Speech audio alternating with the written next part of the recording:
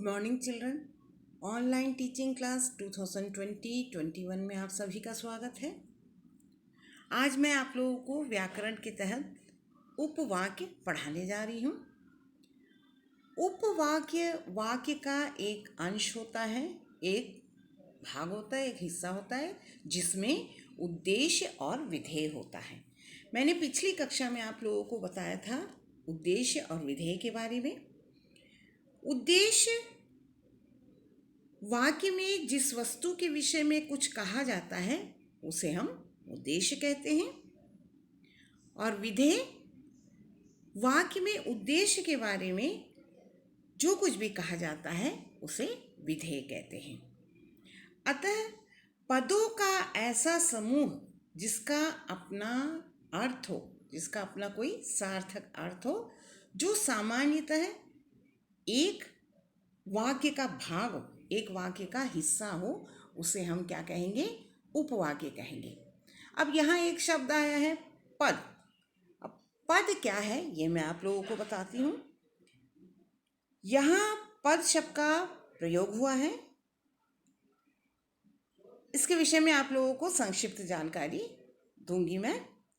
किसी भी वाक्य में प्रयोग किए जाने वाले शब्द पद कहलाते हैं। आप सभी जानते हैं शब्द किसी भी भाषा की लघुत्तम सार्थक इकाई है।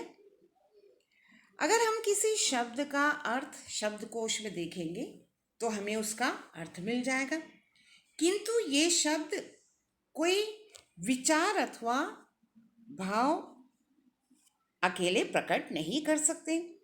इसके लिए हमें व्याकरण की सहायता लेनी पड़ती है। व्याकरणिक शब्दों की सहायता से इन्हें बांधा जाता है, तब यह वाक्य बन जाता है। किसी भी शब्द का स्वतंत्र रूप से हमको शब्दकोश में उसका अर्थ मिल जाता है, लेकिन वो शब्द जो है विचार या भाव प्रकट नहीं कर सकते। जब हम उसको व्याकरण की सहायता से एक साथ बांधते हैं, एक सूत्र में बांधते हैं, तब वह वाक्य बन जाता है। और इस प्रकार कोई भी शब्द जब व्याकरणिक शब्दों की सहायता से वाक्य बनते हैं तो उस वाक्य में प्रयुक्त शब्द पद कहलाते हैं। किसी भी वाक्य में जब कोई शब्द का प्रयोग हम करते हैं किसी भी वाक्य में, तो वह शब्द जो है वाक्य में प्रयुक्त होने के बाद पद कहलाता है। जैसे उदाहरण के लिए ताजमहल सुंदर इमारत है।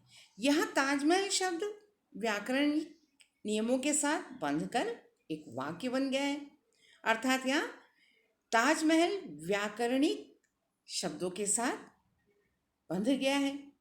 इस प्रकार वाक्य में प्रयुक्त होने वाले जो शब्द हैं वो पद कहलाते हैं। वाक्य में प्रयोग होने से पहले कोई भी शब्द सिर्फ शब्द ही कहलाते हैं। जब वही शब्दों को हम वाक्यों में प्रयोग करते हैं तब वह पद बन जाते हैं। अब हम यहाँ देखते हैं कि वाक्य विभिन्न पदों के यानी शब्दों के योग से बनता है। वाक्य में प्रयुक्त प्रत्येक शब्द का अपना अलग अलग अर्थ होता है। वाक्य बड़ा हो या छोटा, किसी न किसी विचार या भाव को पूर्णतः व्यक्त करने में सक्षम होता है। अब वाक्य की परिभाषा हम देखेंगे। ऐसा सार्थक शब्द समूह जो व्यवस्थित हो, जिसमें कर्ता अथवा क्रिया का प्रयोग किया गया हो तथा जो पूरा आशय प्रकट कर रहा हो, तो उसे हम क्या कहेंगे? वाक्य कहेंगे। अब यहाँ देखते हैं उपवाक्य किसे कहते हैं, ये हम देखते हैं।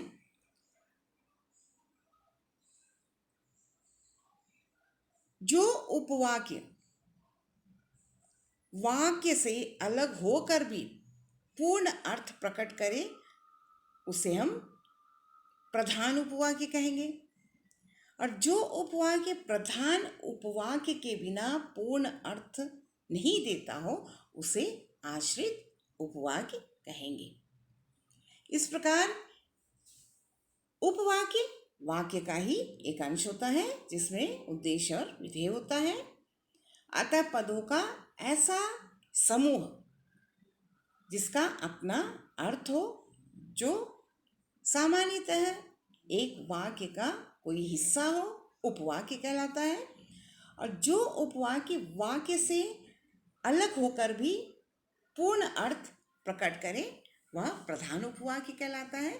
और जो उपवाक्य प्रधान उपवाक्य के बिना पूर्ण अर्थ नहीं देता हो उसे हम आश्रित उपवाक्य कहते हैं। जैसे उदाहरण के लिए, मोहन ने कहा कि मैं खेलूंगा। यहाँ मोहन ने कहा प्रधान उपवाक्य है, कि मैं खेलूंगा आश्रित उपवाक्य है। अब हम देखेंगे उपवाक्य के प्रकार। उपवाक्य के 3 प्रकार होते हैं। एक संज्ञा उपवाक्य, दूसरा विशेषण उपवाक्य, तीसरा क्रिया विशेषण उपवाक्य। संज्ञा उपवाक्य, संज्ञा उपवाक्य वे आश्रित उपवाक्य होते हैं जो संज्ञा की तरह व्यवहार में लाया जाए। संज्ञा उपवाक्य के आरंभ में की शब्द लगा होता है। इसकी पहचान है, संज्ञा उपवाक्य की पहचान है कि उसके आरंभ में की शब्द लगा होता है। उदाहरण के लिए, जैसे राम ने कहा कि हम लड़ाई नहीं चाहते। यहाँ हम लड़ाई नहीं चाहते उपवाक्य राम ने कहा उपवाक्य के कर्म के रूप में प्रयुक्त हुआ है, अतः यहाँ संज्ञा उपवाक्य है। मैं जानती, इसके कुछ और उदाहरण देखते हैं हम। मैं जानती हूँ कि यह काम करना उसके लिए कठिन है। तो यह काम करना उसके लिए कठिन है, ये क्या है? संज्ञा उपवाक्य है। मेरी माँ चाहती थी कि मैं अच्छा मनुष्य बनूं। मैं अच्छा मनुष्य बनूं, ये संज्ञा उपवाक्य है। अंग्रेज जान गए थे कि भारत को स्वतंत्रता देनी पड़ेगी। यहाँ भी भारत को स्वतंत्रता देनी पड़ेगी, ये संज्ञा उपवाक्य है। इस प्रकार आप लोगों को जानकारी मिल गई होगी कि संज्ञा उपवाक्य के आरंभ में की का प्रयोग हम करते हैं। दूसरा है विशेषण उपवाक्य। जो आश्रित उपवाक्य विशेषण की तरह व्यवहार में लाए उसे विशेषण उपवाक्य कहते हैं। इसकी पहचान है कि इसमें जो, जिसे, जैसा, जितना आदि शब्दों का प्रयोग किया जाता है। उदाहरण के लिए, वह लड़का जो कल रोया था आज नहीं आया। तो यहाँ पर विशेषण उपवाक्य क्या है? जो कल रोया था। मैं उन सभी को जानता हूँ जिन्हें शक के दायरे में रखा गया है। यहाँ पर विशेषण उपवाक्य क्या है?